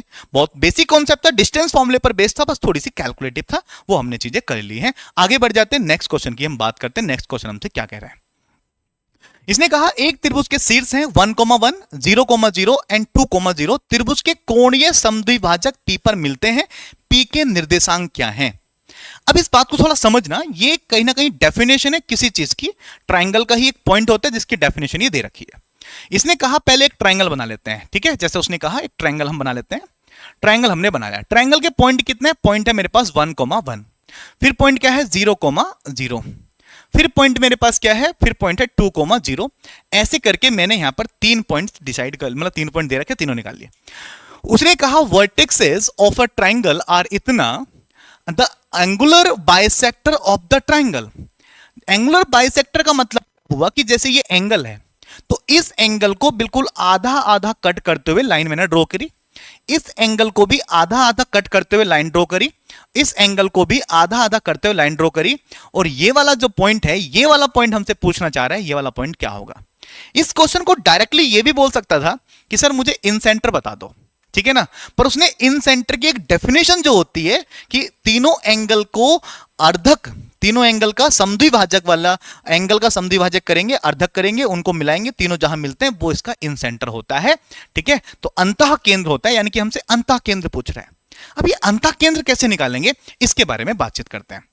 देखो ये पॉइंट ए है, 0 वाला 0 बी वाला पॉइंट है, और ये वाला पॉइंट मेरे पास सी वाला पॉइंट है, ठीक है। तो ए बी सी मेरे पास देखें, एंगल ए के सामने वाली भुजा स्मॉल ए कहलाती है, एंगल बी के सामने वाली भुजा स्मॉल बी कहलाती है, और एंगल सी के सामने वाली भुजा स्मॉल सी कहलाती है। ये तीनों डायरेक्शन मुझे पता है, क्योंकि यहां से फॉर्मूला निकालने का जो होता है, अंदर वाला पॉइंट अगर मुझे x, y मान रहा हूं तो पॉइंट होता है ax1 plus bx2 plus cx3 divided by a plus b plus c। ऐसे निकालना होता है बेटा, ठीक है ना। और दूसरा वाला पॉइंट y वाला पॉइंट क्या होता है? y वाला पॉइंट में आ जाएगा ay1 plus by2 plus cy3 and divided by a plus b plus c। बस इतना करना होता है और हमारे पास ये पॉइंट निकल के आ जाते हैं। अब तो ये ऑप्शन में देखो, ये x वाला पॉइंट तो 1 आ रहा है ना, तो मुझे, अच्छा ये यहां पर डिफरेंट है, बस 1/2 है, ठीक है। बाकी x वाला पॉइंट अगर निकालूंगा, अगर 1 आएगा तो 3 ऑप्शन ये वाले मैच करेंगे, 1/2 आ जाएगा तो डायरेक्टली डी वाला आंसर हो जाएगा। बात ये आती है कि सर ए बी सी कैसे निकालें? पॉइंट क्या है, इसको हम बोलेंगे ये x1 y1 है, ये वाला x2 y2 है, और ये वाला x3 y3 है। अगर मैं डिस्टेंस निकालता हूं, देखो भैया इनकी डिस्टेंस निकालूंगा a आएगा। डिस्टेंस कैसे निकालेंगे? अंडर रूट 2 में से 0 जाएगा 2 का स्क्वायर 4, 0 में से 0 जाएगा 0, यानी कि ये डिस्टेंस आ जाएगी 2। a की वैल्यू कितनी हो गया जी? 2 हो गया। b की डिस्टेंस, इनका डिस्टेंस निकालेंगे, 2 में से 1 जाएगा तो 1 का स्क्वायर 1, और 0 में से 1 जाएगा तो 1 का स्क्वायर 1, यानी कि मेरे पास ये √2 देखने के लिए मिल जाएगी। इतनी बात समझ में आ रही है? ठीक है जी। उसके बाद इनका डिस्टेंस निकालते हैं, 1 में से 0 जाएगा 1, 1 का स्क्वायर 1, और प्लस 1 माइनस 0 1 का स्क्वायर 1, यानी कि ये भी √2 आ जाएगी। तो b वाली लेंथ आ चुकी है, c वाली लेंथ आ चुकी है, और a वाली लेंथ आ चुकी है। यहां पर पॉइंट रखते हैं, कौन सा पॉइंट रखें? ठीक है, b वाला रखें, ठीक है, कि a वाला रखें? कोई सा भी रख सकते हो आप लोग, आप बिल्कुल स्वतंत्र हो। b वाला रखोगे तो आपको 2 मैच यहां से करेंगे। चलो पहले a वाला, x वाला देखते हैं। x वाला निकालने के लिए मुझे रखना पड़ेगा a का वैल्यू मेरे पास है 2 इंटू x1। x1 कितना भाई? x1 मेरे पास 1 दिया है, प्लस के b की वैल्यूज √2 है, और x2 जो मेरे पास है दैट इज 0, ठीक है, और प्लस के c वाला जो डिस्टेंस है मेरे पास दैट इज √2, और x3 जो मेरे पास है दैट इज 2, एंड डिवाइड में a plus b plus c, यानी कि 2 प्लस √2 प्लस √2 मुझे देखने के लिए मिलेगा। यहां से कितना बना? 2 बन जाए, 2 ये 2 बना, ये वाली वैल्यू 0 बन गई, और ये वाली वैल्यू 2 √2 देखने के लिए मिली। नीचे अगर देखेंगे तो 2 प्लस 2 √2 है, यानी कि दोनों सेम वैल्यूज है, यानी कि 1 वाला आंसर होगा। यानी कि मेरे पास 3 ऑप्शन मैच करे हैं, ये तो आंसर बिल्कुल भी नहीं हो सकता। तो मुझे क्या करना पड़ेगा? मुझे सिर्फ और सिर्फ y निकालना पड़ेगा, और मैं डायरेक्टली y निकालता तो अब तक आंसर आ चुका होता, ठीक है। चलो y वाला पॉइंट निकालते हैं, कैसे निकालेंगे? तो हम क्या रखेंगे, a का वैल्यू कितना है 2 है इंटू y1 कितना आएगा जी, y1 मेरे पास 1 है, प्लस के b का वैल्यू है √2 एंड y2 कितना है, y2 0 है, ये फिर से 0 आ जाएगा, प्लस के c का पॉइंट कितना मेरे पास है, c का पॉइंट भी √2 है, और हमारे पास y3 मेरे पास 0 है, ये भी 0 चला गया। डिवाइड में मेरे पास कितना जाएगा, a plus b plus c, जो कि हमारे पास ऑलरेडी आया है 2 प्लस √2। भाई ये 0 हो गया, ये 0 हो गया, ऊपर मेरे पास बचा 2 डिवाइडेड बाय 2 प्लस 2 √2। अगर 2 कॉमन लूंगा तो ये कट जाएगा, तो ये 1 प्लस √2 दिखाई देगा ना, और इसको ऊपर लाने के लिए रैशनलाइज करूंगा तो ये 1 माइनस √2, डिवाइड में भी 1 माइनस √2, ऊपर तो 1 माइनस √2 बचा, नीचे a का स्क्वायर 1, √2 का स्क्वायर 2, और 1 में से 2 माइनस करेंगे -1, और -1 का मल्टीप्लाई अगर मैं इसमें करता हूं तो रूट वाला तो प्लस बन जाएगा और 1 वाला नेगेटिव बन जाएगा, यानी कि √2 - 1 इसका राइट आंसर होगा। √2 - 1 ऑप्शन नंबर ए में दिया गया है, ए वाला बिल्कुल राइट आंसर देखने के लिए हमको मिलेगा। आई होप सो ये सारी बातें सबको समझ में आ चुकी हैं, इसमें किसी बच्चे को कोई भी दिक्कत वाली बातें नहीं है। Yes my dear, everything is okay, एकदम परफेक्ट। चलो कोई दिक्कत नहीं, नेक्स्ट बढ़ जाते हैं। क्वेश्चन नंबर 54 हमसे क्या कह रहा है, इस वाले क्वेश्चन को भी हम समझ लेते हैं, इसने हमसे क्या कहा है। ठीक है भाई, चलो यहां पर क्वेश्चन क्या है हमारे पास, लेट ए हमारे पास गिवन है, बी हमारे पास गिवन है, और end point of the line segment, एक लाइन है उस सेगमेंट के ये एंड पॉइंट है। Let P the middle point of the line segment, P जो है इसका एक मिड पॉइंट होगा, and q be the point situated at the distance √2 unit from p on the perpendicular bisector line of AB. What are the possible coordinate of q? चलो भाई, q के possible coordinate बताने क्या हमारे पास possible coordinate होंगे, तो इस पर बात करते हैं। ठीक है, चलो तैयार, समझ में आ रहा है सारी बातें, बहुत क्लियर, अच्छे तरीके से क्लियर हो रहा है ना, कोई दिक्कत तो नहीं है बेटा इसमें? ठीक है, मजा आ रहा है कि नहीं आ रहा है? चलो यहां पर देखते हैं, यहां पर एक पॉइंट, यहां पर ये माइनस वाला है बेटा, ये माइनस होगा, ये मिस प्रिंट है थोड़ा सा, मैं इसको चेक कर रहा था अभी। ठीक है, ये माइनस होगा। ठीक है जी, अब इसको देखते हैं ध्यान से। इसने कहा कि ए बी रेखाखंड ए बी के अंतिम बिंदु है, यानी कि मेरे पास एक ए है, ए का जो पॉइंट दिया गया है दैट इज 3, -1 है, और एक पॉइंट मेरे पास बी है, और बी का जो पॉइंट है वो मेरे पास 1, है, ऐसा हमने यहां पर देख लिया। रेखाखंड ए बी के अंतिम बिंदु हो गए, मान लीजिए पी रेखाखंड ए बी का मध्य बिंदु है। भाई इसका मिड पॉइंट जस्ट यहां पर आएगा, जो कि नाम क्या है उसका पी है, और मध्य बिंदु निकाल सकता हूं 3 में से 3 और 1 4 का आधा 2, क्योंकि x1 plus x2 divide by 2, y1 plus y2 divide by 2 कर सकता हूं ना। -1 और 1 इनको अगर मैं जोड़ता हूं तो ये मेरे पास 0 आ जाएगा, तो ये वाला मेरे पास 0 चला जाएगा। तो ये p का जो पॉइंट आया 2, 0 निकल के आया है। उसने कहा है कि मान लीजिए q ए बी के लंब समद्विभाजक रेखा पर P से √2 दूरी पर स्थित एक बिंदु है, यानी कि यहां से अगर मैं कह रहा हूं कि यहां पर एक पॉइंट है Q और इसका ए बी के लंब है, समद्विभाजक है, यानी कि आधी आधी डिस्टेंस में कट कर रहा होगा। ठीक है, और साथ ही साथ मैं ये कह सकता हूं कि इसका जो डिस्टेंस है वो √2 है। बस इतना मेरे पास हो गया। Q के संभावित निर्देशांक क्या है, यानी कि Q के पॉइंट क्या हो सकते हैं, ऐसा हमसे जानना चाह रहा है। ठीक है, बहुत सिंपल से तरीके हैं, इसको बहुत तरीके से सिंपलीफाई कर सकते हैं। देखो अभी मैंने एक तरीका सिखाया था परपेंडिकुलर वाला, क्या आपको दिखाई दे रहा है कि ये वाली जो लाइन है और ये वाली जो लाइन है परपेंडिकुलर है? हाँ, एक बार मैं परपेंडिकुलर वाला केस समझाने की कोशिश करता हूं। जैसे मान के चलता हूं कि ये वाला जो पॉइंट है इसको मैं a, b ले लूं, मान लेते हैं कि Q की वैल्यू a, b है, तो यहां से अगर मैं देखूंगा तो मैं कह रहा हूं कि मेरे पास ये एक लाइन है। भाई अगर कोई भी लाइन दी जाए और उस लाइन कि जो स्लोप होगी, क्या मैं वो निकाल सकता हूं? 2 पॉइंट अगर दी जाए तो 2 पॉइंट से स्लोप कैसे निकलते हैं? स्लोप निकलता है y2 minus y1, directly point रखूं, y2 माइनस y1, y1 की वैल्यू -1 है, +1 हो जाएगी, डिवाइड में x2 माइनस x1। तो मेरे पास स्लोप आ गई ये वाली। किसकी स्लोप आई भाई? ये आ गई इस वाली लाइन की स्लोप। अगर मैं इसकी स्लोप देखता हूं तो इसकी स्लोप क्या जाएगी, यानी कि मल्टीप्लाई करूंगा उसके साथ, इसकी स्लोप कितनी जाएगी? ये वाला पॉइंट 2, 0 है, तो 2 minus A, yes sorry y2 minus y1 ना, पहले 0 minus B, 0 minus B minus K B आएगा, डिवाइड में 2 माइनस ए। ठीक है, ये स्लोप आएगी। और जब दो लाइन एक दूसरे के परपेंडिकुलर है तो उनका मल्टीपल -1 देखने के लिए मिलेगा मुझे, यानी कि मेरे पास जो कंडीशन बन रही है that is 2 upon -2 multiply by यहां पर है माइनस का b divided by 2 minus a, और भाई इस वाले माइनस से ये वाला माइनस कट जाएगा, 2 से 2 भी कट जाएगा, इज इक्वल टू -1 दिखाई देगा। मैं इसको थोड़ा क्रॉस मल्टीप्लाई करूंगा तो b इज इक्वल टू ये माइनस का 2 बन जाएगा प्लस का a बन जाएगा, और मैं ये कह सकता हूं कि 2, चलो यहीं रखते हैं इसको, सिर्फ यहीं पे छोड़ते हैं। मैंने एक कंडीशन बनाई है, अब हम देखना चाह रहे हैं कि भाई a और b की वैल्यूज क्या है, क्या इन ऑप्शन में से ही a और b की वैल्यूज होंगी, क्योंकि मैंने तो पॉइंट a और b माना है ना। देखते हैं कि अगर a की वैल्यू सपोज करो 2 है और b की वैल्यू 1 है, तो b की वैल्यू अगर 1 है और a की वैल्यू मेरे पास 2 है, तो 2 में से 2 कटेगा, 0 बन जाएगा, और 0 बराबर 1 के होता है कि नहीं होता है, तो a वाला ऑप्शन बिल्कुल रॉन्ग हो जाएगा। दूसरी बात करते हैं कि a का वैल्यू 3 है और b का वैल्यू 1 है, तो a का वैल्यू अगर मैं 3 रखूंगा तो 3 में से 2 जाएगा तो मेरे पास 1 आ जाएगा, यानी कि 1 वाला बिल्कुल सेटिस्फाइड कर रहा है, b is the right answer. अच्छा, इसको भी देख लेते हैं।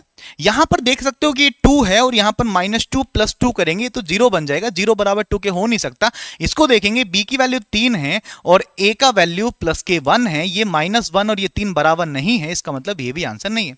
और तरीका सिर्फ एक नहीं है, ये और भी बहुत सारे तरीके हैं। इसमें हम डिस्टेंस को भी चेक कर सकते थे, ठीक है, कि भाई इन दोनों मतलब इसका डिस्टेंस निकालो, चाहे ये डिस्टेंस और ये डिस्टेंस कैलकुलेट कर लो, ये भी बराबर आते हैं, ठीक है, पर जिससे सरल हो जाए वो चीज हमने लगाई और हमारे पास आंसर निकल के आ गया बहुत आसान तरीके से। यस, चलो भाई नेक्स्ट करते हैं। इसने कहा एबीसी एक समबाहु त्रिभुज है और एडी बीसी पर शीर्ष लंब है, यदि ए के निर्देशांक इतने और डी के निर्देशांक इतने हैं तो बीसी का समीकरण क्या होगा। इसको भी समझने का प्रयास करते हैं। इसने कहा समबाहु त्रिभुज है, समबाहु त्रिभुज मतलब समझ गए होंगे कि भाई ये मेरे पास क्या है, एक इनकी तीनों साइड्स बराबर होंगी, एबीसी है। इसने कहा एडी बीसी पर शीर्ष लंब है, एडी, ठीक है, मान लीजिए ये ए था और ये बी था और ये सी था, तो एडी शीर्ष लंब है। शीर्ष लंब का मतलब हो गया कि यहां से इसके सामने वाली भुजा पर परपेंडिकुलर ड्रॉ किया गया है, ठीक है ना। तो ये वाला पॉइंट क्या है भाई, एडी है। तो देखो एडी बीसी पर शीर्ष लंब है। ए के निर्देशांक 1,2 है, भाई ये वाले निर्देशांक मेरे पास 1,2 दे दिए गए हैं ऑलरेडी। डी के निर्देशांक 2,6 है, ये वाले निर्देशांक 2,6 मेरे पास ऑलरेडी दे दिए गए हैं। तो हमसे पूछ रहा है बीसी का समीकरण क्या होगा। एक बार फिर से हम वहीं पहुंच रहे हैं जहां पर अभी हमने पिछला वाला क्वेश्चन किया और उससे पहले भी कंडीशन लगाई है। समझ रहे हैं, एक दूसरे कितने रिपीट हो रहे हैं चीजें, है ना। कॉन्सेप्ट क्लियर होना चाहिए, कॉन्सेप्ट क्लियर तो भाई पेपर आसान। देखो, अगर मैं कह रहा हूं कि मैंने ये वाली एक लाइन है और इस लाइन की स्लोप निकाल सकता हूं, तो मान लीजिए लाइन m1 है और इसकी स्लोप कितनी आ जाएगी, स्लोप आ जाएगी 6 में से 2 माइनस करेंगे 4 डिवाइडेड बाय 2 में से 1 माइनस करेंगे 1, यानी कि मेरे पास स्लोप जो आ गई वो 4 बन के आ गई। यानी कि जब 2 पॉइंट दिए जाते हैं तो स्लोप कैसे निकालते हैं, y2 minus y1 divide by x2 minus x1, पिछले क्वेश्चन में समझाया है। तो इस लाइन की स्लोप आ गई। अगर इसकी स्लोप ये है तो प्यारे बच्चे क्या मैं कह सकता हूं कि ये जो लाइन BC है, BC इस वाली लाइन के जस्ट परपेंडिकुलर है, और परपेंडिकुलर है तो उसकी स्लोप अगर m2 है तो हमें पता है कि m1 multiply by m2 minus 1 होना चाहिए, और m2 की वैल्यू -1/4 आएगी। यस, स्लोप कितनी आएगी, -1/4 आएगी।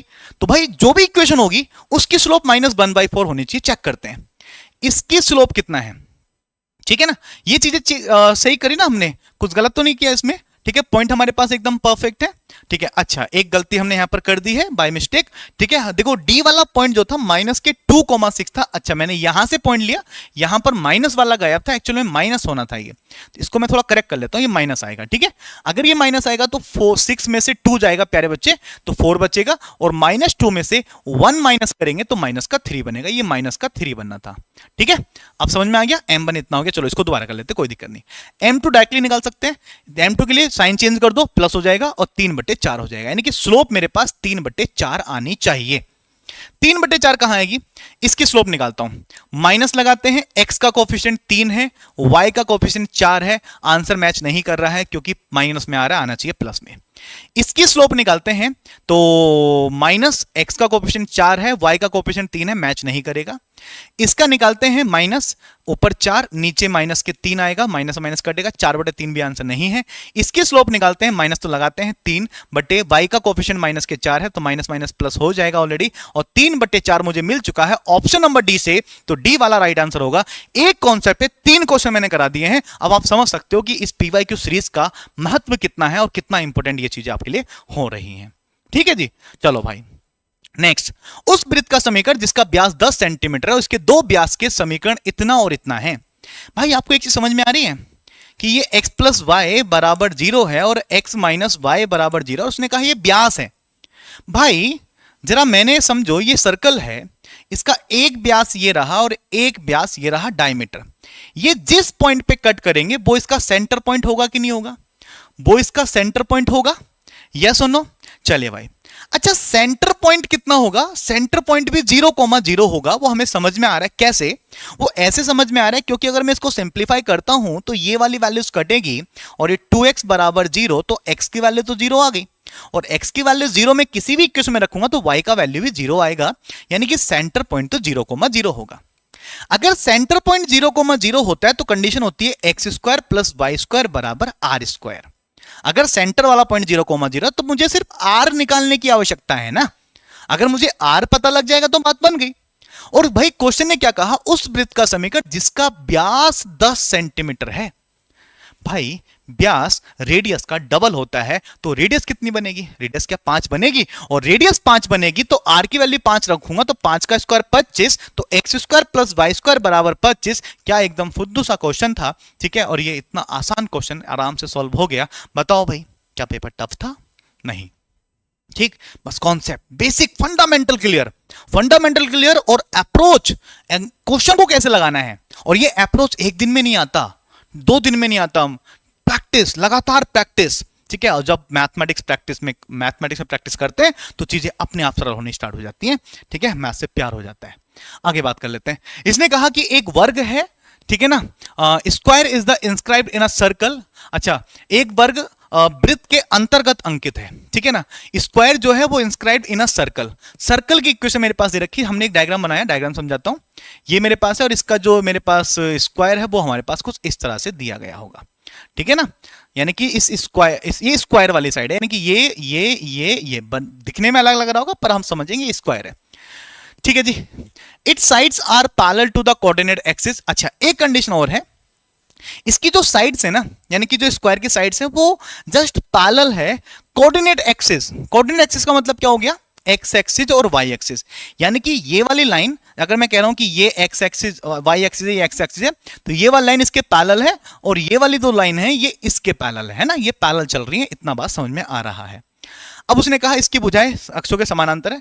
निम्नलिखित में से कौन सा वर्ग का शीर्ष है? यानी कि इनमें से कौन सी चीज ऐसी होगी जो इसका एक वर्टेक्स हमारे पास देखने के लिए मिलेगा, ऐसा हमसे पूछ रहा है, ठीक। इनमें से कौन सा क्या होगा? एक शीर्ष होगा, वो हमसे पूछने की कोशिश कर रहा है। तो अब जरा एक चीज समझते हैं, सर्कल की कोई भी इक्वेशन हमारे पास हो, ठीक है, उसके सेंटर निकालना बड़े आसान होते हैं। कैसे सर? जो भी x और जो भी y होते हैं, इनके कोफिशिएंट का आधा कर दो और उनके साइन चेंज कर दो तो सेंटर निकल के आ जाता है। सेंटर कितना आएगा? x का कोफिशिएंट 2 का आधा माइनस के 1 आ जाएगा, साइन बदल दिया मैंने, y का -1 यहां भी आ जाएगा। यानी कि जो सेंटर पॉइंट होगा ना बच्चा, वो -1, होगा, यानी कि यहां वाला पॉइंट -1, होना चाहिए, होगा। यस, इतनी बात समझ में आ गई सब बच्चों को? चलो इतनी बात ठीक है। दूसरी बात करते हैं, ये वाला पॉइंट, ठीक, क्या उसकी रेडियस कहलाएगी?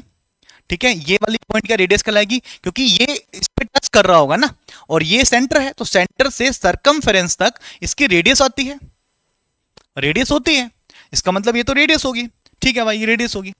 अब रेडियस कैसे निकालते हैं? जब सेंटर पॉइंट आता है तो रेडियस निकालने के लिए बड़ा सिंपल सा तरीका, r बराबर अंडर रूट इसका स्क्वायर 1 का स्क्वायर 1 प्लस 1 का स्क्वायर 1 माइनस कांस्टेंट वैल्यू इस इक्वेशन में क्या दे रखी थी, दैट इज 1 रख देंगे, 1 से 1 कटेगा, रेडियस मेरे पास 1 आनी चाहिए, यानी कि r की वैल्यू मेरे पास 1 है, रेडियस 1 है। यानी कि यहां वाला पॉइंट अगर मैं कह रहा हूं a, b है, तो इस वाले पॉइंट से वहां तक की जो डिस्टेंस आनी चाहिए वो 1 आनी चाहिए, डिस्टेंस ही तो होगी ना ये। अब मेरे पास 4 ऑप्शन ऑलरेडी हैं, मैं यहां वाले पॉइंट से यहां तक की डिस्टेंस निकालूंगा, यानी कि इस वाले पॉइंट की डिस्टेंस ऑप्शन से निकालूंगा, जो मुझे 1 दे देगा that will be the right answer. देखते भाई, इसका डिस्टेंस निकालना -1, के साथ, तो अंडर रूट -2 में से 1 करेंगे 1, तो मेरे पास 1 आएगा, 1 का स्क्वायर 1 प्लस 2 में से -1 करेंगे 3 आएगा, 3 का स्क्वायर 9। भाई बहुत बड़ा चला गया, इसको स्किप करो, ये तो नहीं हो सकता। इसकी बात करते हैं -1 और -1 रखेंगे तो अगेन मेरे पास -2 में से माइनस करेंगे -1 प्लस का 1, माइनस का 1 का स्क्वायर 1 आ जाएगा, ये भी मेरे पास 1 आ जाएगा, यानी कि ये डिस्टेंस √2 हुई है, ये भी 1 के बराबर नहीं है, ये भी आंसर नहीं हो सकता। यहां पर रखते हैं कौन सा पहला पॉइंट, -1, -1, इनका डिस्टेंस देखते हैं अंडर रूट। इसमें से माइनस करूंगा -1 तो 1 तो प्लस का बन जाएगा, +1 -1 कट गया, बचेगा 1/√2, 1/√2 का स्क्वायर होता है 1/2 प्लस के। इसमें से भी माइनस करूंगा -1 तो -1 वाला -1 कट जाएगा क्योंकि +1 हो जाएगा ना ये वाला, बचेगा -1/√2, इसका स्क्वायर होता है 1/2 और आधा एक होता है और एक का रूट 1 होता है, यानी कि मेरे पास करेक्ट आंसर सी वाला मिल गया है। कोई बड़ी बात है इन चीजों को करना, कॉन्सेप्ट, ठीक, कॉन्सेप्ट क्लियर तो क्वेश्चन क्लियर। आगे बढ़ जाते हैं, नेक्स्ट क्वेश्चन की बात करते हैं।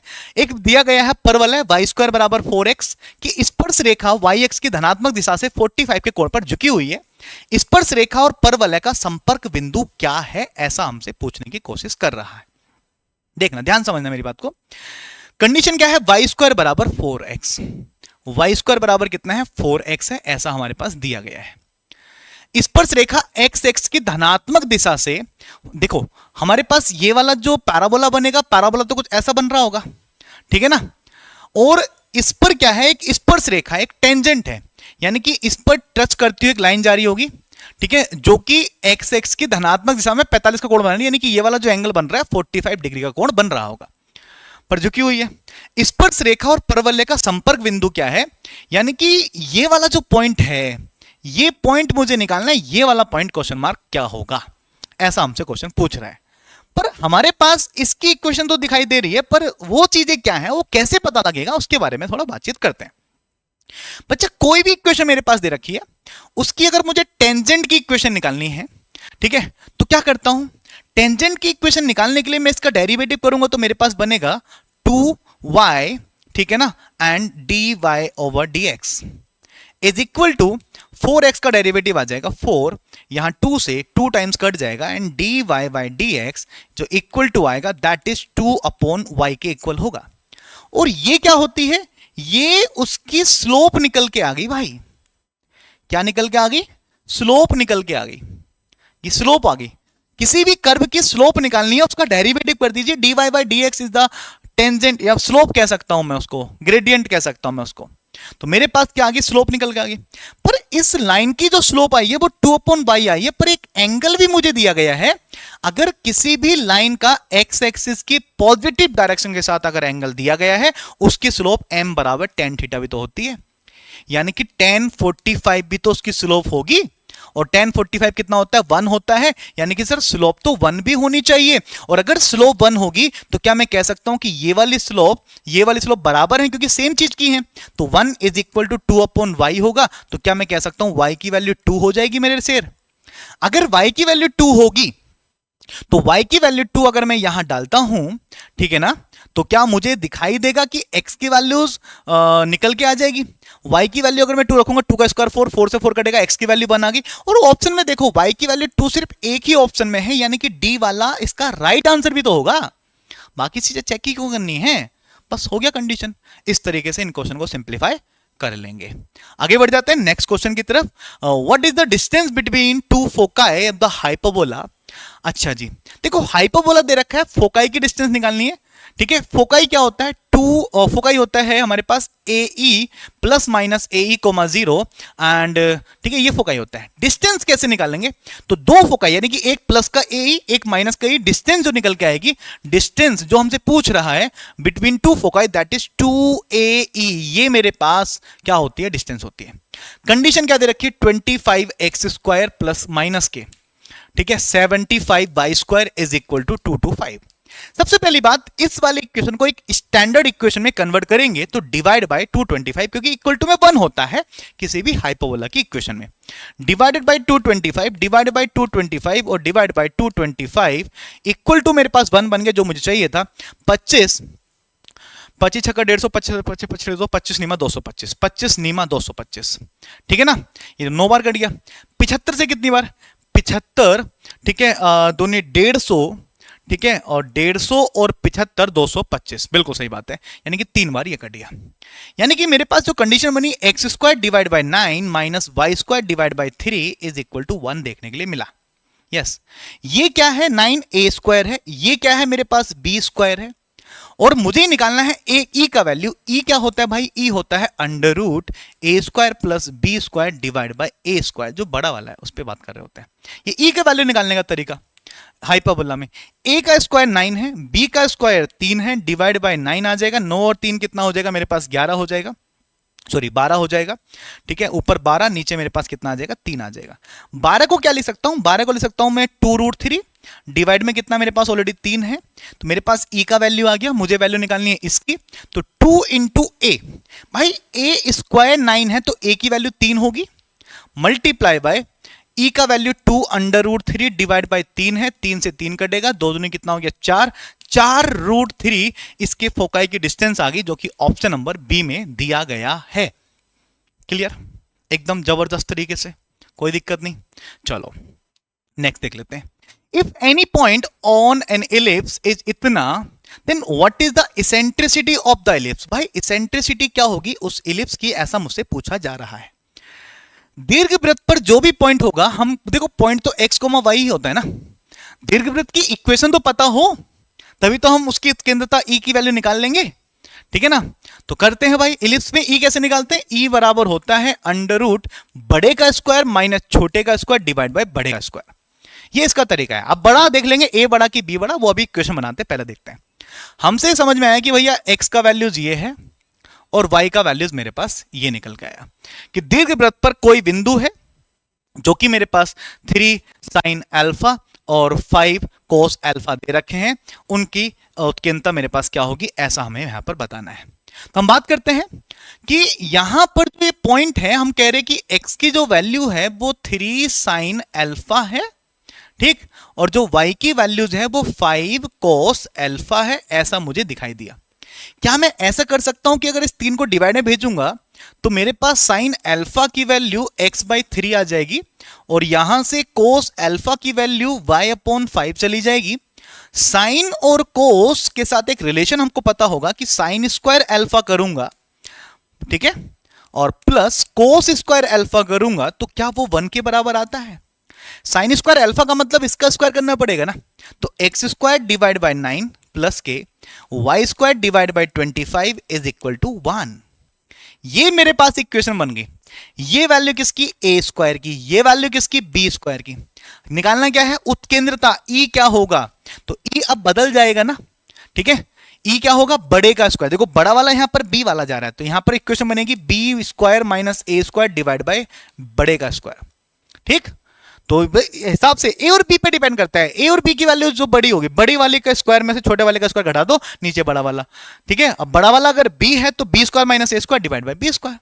तो यहां से निकालते हैं b का वैल्यू, b² की वैल्यू डायरेक्टली 25 आई है, माइनस a² की वैल्यू 9 आई है, डिवाइड बाय b² की वैल्यू 25 आई है। 25 में हो जाएगा 16, 16 से बाहर आएगा, रूट से 4 आ जाएगा, नीचे से 5 आ जाएगा। e की वैल्यू 4/5 देखने के लिए मिली और 4/5 ऑप्शन नंबर बी में है। आई होप सो ये सारी बातें समझ में आई होंगी और मजा आया होगा। और अगर प्यारे बच्चे मजा आया है, ठीक है, तो कमेंट बॉक्स में भर भर के कमेंट करना है, ठीक है, मोटिवेशन है आप हमारा, ठीक है ना, तो मोटिवेशन मिलता है। ठीक है, तो चलिए कमेंट करना मत भूलिएगा। चलिए मिलते हैं नेक्स्ट वीडियो में, आज के लिए इतना करते हैं। थैंक यू, जय हिंद, वंदे मातरम and love you to all.